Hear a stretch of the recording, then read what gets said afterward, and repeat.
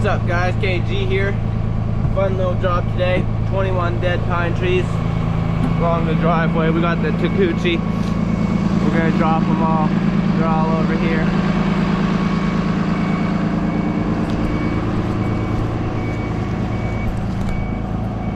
Basically this whole row of pine trees goes. I forgot my second camera at home, so I only have this one, which kind of sucks, but at the same time makes it easier to edit. But yeah, we'll get to it.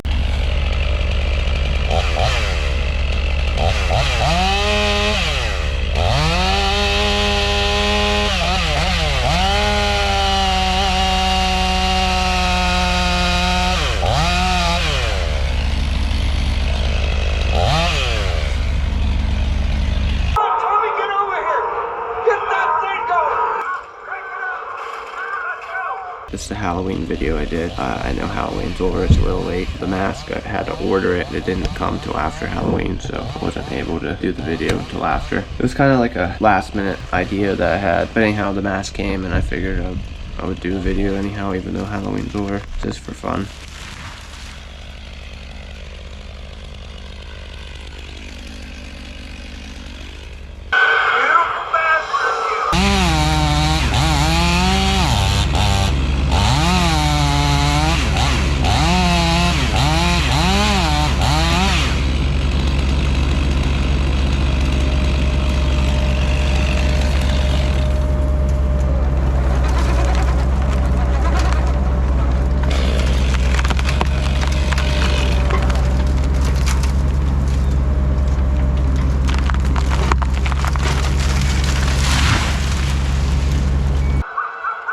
This job, 21 spruce trees. They range for anywhere from 15 to 22 inches, I think was about the biggest one there, the fattest one. They're anywhere from 40 to 60 feet tall, so they're not very big. Most of them are dead. They're right along the driveway here, and there's a bank, so basically what we're doing, we back the chipper down in.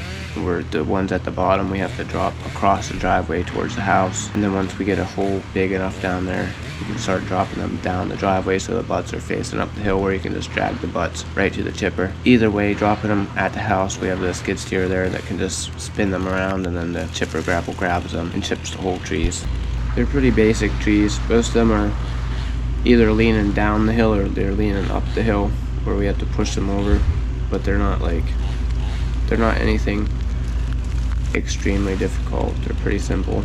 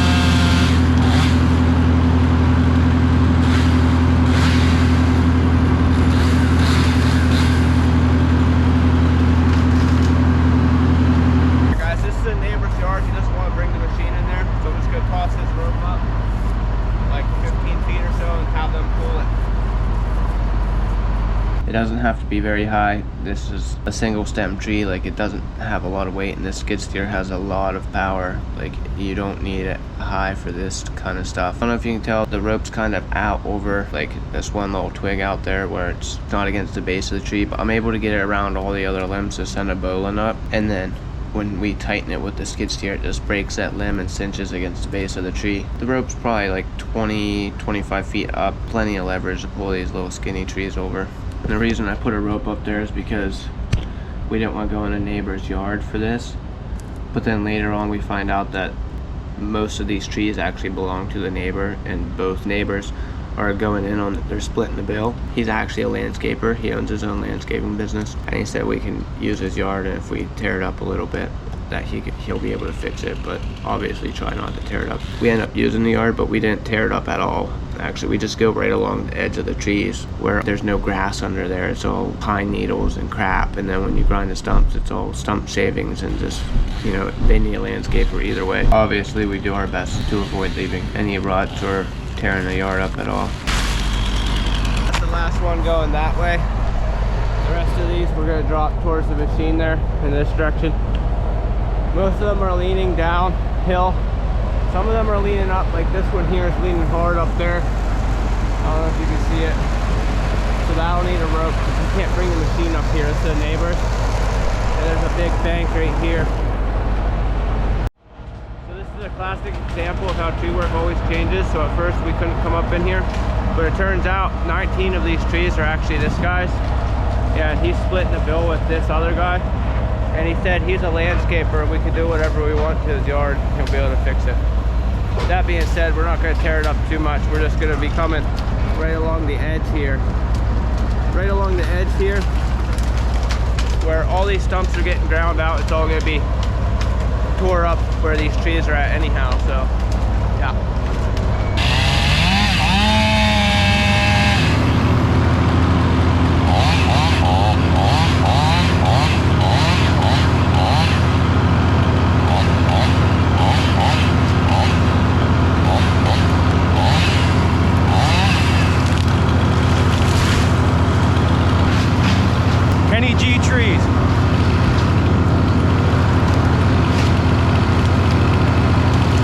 Thing I want to mention is some people comment about chaps. So we get company pants from Cintas and their chainsaw jeans, and then I also have other chainsaw pants made by like Arb Pro and Clogger and stuff. I don't know if I'm wearing them in this video or not.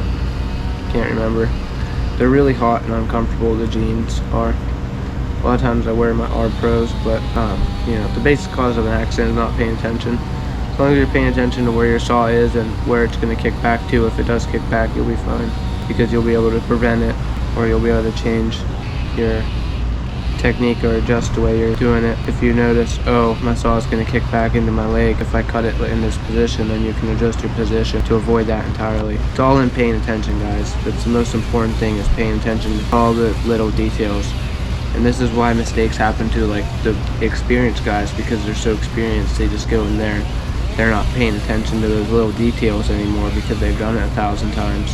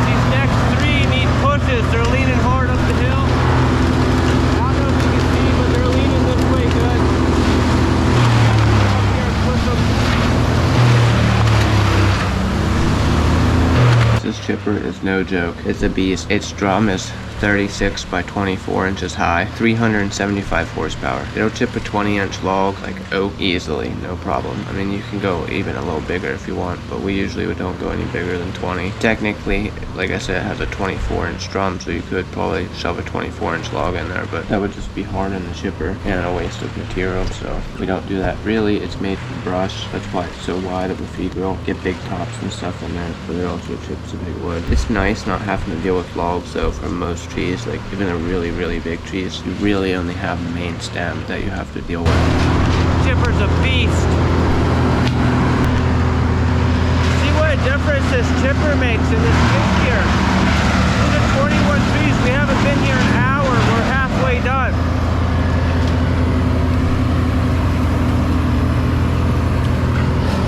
It's so nice to be able to just take the trees to the chipper, drop them off, and then the skid steer can turn around and go get a different tree, opposed to it sitting there trying to feed it. It's literally twice as fast.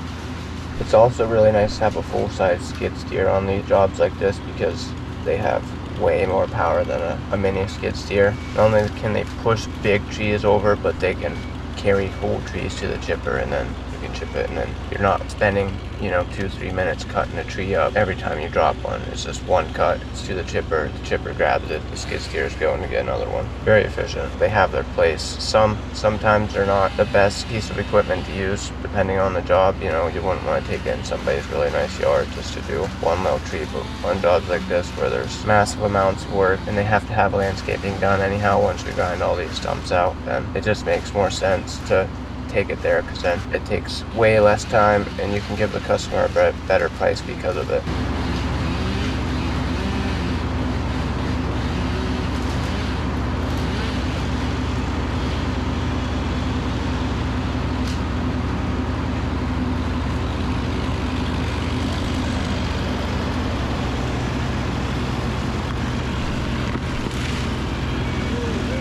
So what does suck about this chipper, and I don't know if you can see it here, but that conveyor belt it has, they get a bunch of chips in there that it ends up spitting out right in front of the tray, and you'll have a big pile of chips you gotta shovel. On jobs like this where there's a bunch of trees, it's like a huge pile of chips, but we have the machine to scoop them up, and then it just dumps them back in there and it takes them in. But if we're doing like a residential, like one oak tree or something, every time you chip a limb, you gotta shovel those chips up, or else you end up with a huge pile. But like when you're cleaning a tree, you have plenty of time to shovel after each piece, and then it's real easy to keep up with. There's only a couple scoops every time you chip something. The chip truck here is 50 yards, so it's like almost all of these. I think all but 8 of these trees fit, and he had to go dump. But we have a second chip truck that we'll use too. It's a little bit smaller. I think it's like 40 yards. And we actually had it on this job. We used it to haul the skid steer here, but we're real close to the shop. We're like 5 minutes from the shop, so he just went and dumped. That's another thing nice about this company is we don't have to travel anywhere to dump at the end of the day. We dump everything right at our shop, so that saves a lot of time too.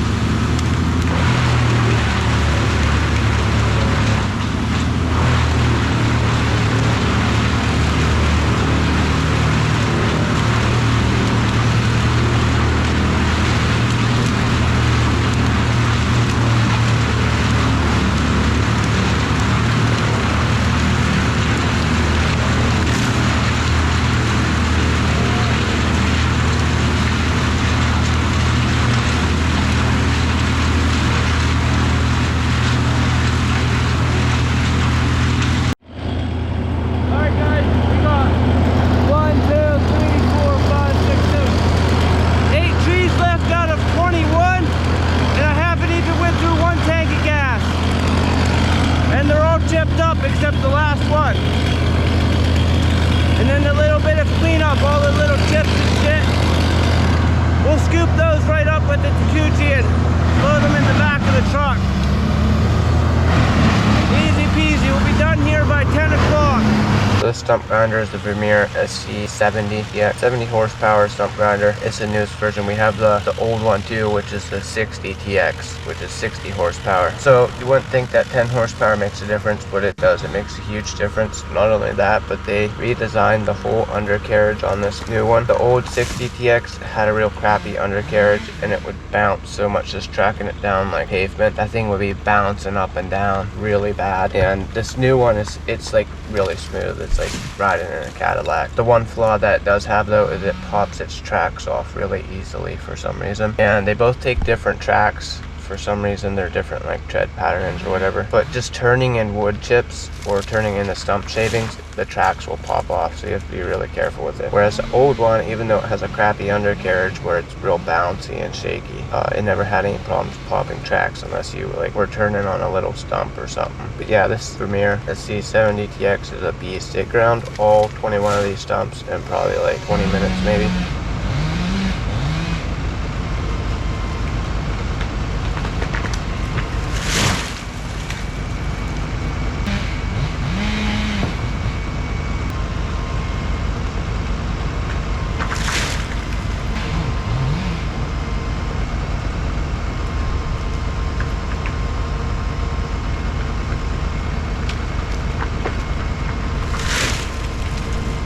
As I ran out of gas on that last cut, we got one tree left up there.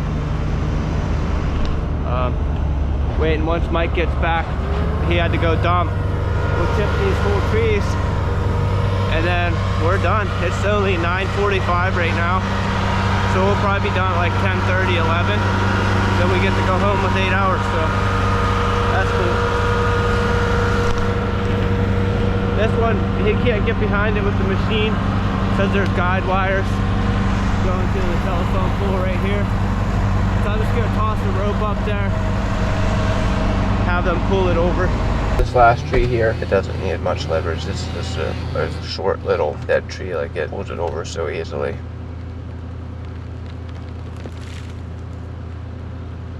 Alright guys, that's the last tree. Tip it up. We'll clean the driveway up. We're out of here. Well yeah, that's it for today's video. I hope you guys like it. This was supposed to be like a Halloween edition. I have another Halloween video that I did that I haven't uploaded yet. I probably will upload it. It has a really sad story to it, but I hope you guys like it. If you do, smash the like button, consider subscribing. If you guys think that it's dumb, like the intros and stuff, let me know. I'll stop doing it, but I have fun. It's just fun doing goofy stuff at work. Everybody, like, it's how we are. We all goof around, so yep, you get the real deal here. This is what we do.